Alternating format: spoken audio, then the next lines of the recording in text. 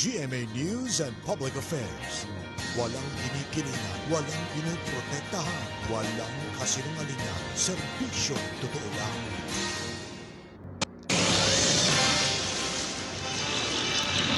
Paglalaan ng pondo ni Senador Jinggoy Estrada sa lokal na pamahalaan ng Maynila. Binatikos ni Senador Antonio Trillanes. Mayor Erap, pinweltahan si Trillanes. Sasabihin pa ng Trillanes, makapal. Siya makapal. Siya makitid ang utak niya. Prosesyon ng itim na Nazareno. Inabot ng 19 na oras pabalik ng Quiapo Church. Batang lumahok sa prosesyon na bagok ang ulo matapos tumalon mula sa isang fire truck. DOH, inubo na dahil sa kakulangan umano ng information campaign kaya kumalat ang tigdas. Sagot ng ahensya, hindi sila nagkulang. Suspect sa pamarel sa apo ng komedyanteng si Willie Nepomuceno, arestado na. Pila-pila na naman para makapag-NBI clearance. Sa Van Dinur sa Palasyo, Congressman Manny Pacquiao at BIR Commissioner Kim Menares muling nagkita. Nagkaayos na kaya? Latest sa ulat, panahon at lagay ng traffic. Malalaman na sa bagong website ng GMA, katuwang ang iba't ibang ahensya. At Mark Heras, nagkwento tungkol sa baliktambalan nila ni Jeneline Mercado.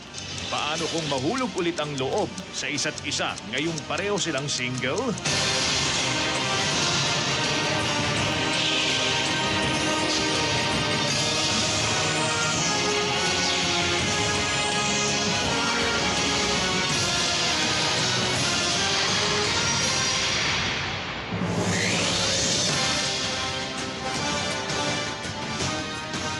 Magandang gabi po, Luzon, Visayas at Mindanao.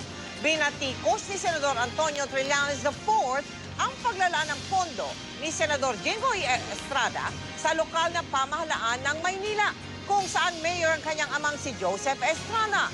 Ang pondong ito, realignment mula sa kanyang Priority Development Assistance Fund o PDAP sana sa 2014 national budget. Si Mayor Erap pumalag sa puna ni Trillanes.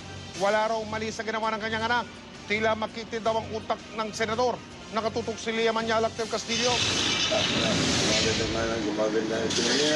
Ipinagtanggol ni Manila Mayor Joseph Estrada ang realignment na ginawa ni Senador Susunod, nahuli kang lalaki sa Isabela, pinagbabaril. Ang sospek, umalis na parang walang nangyari.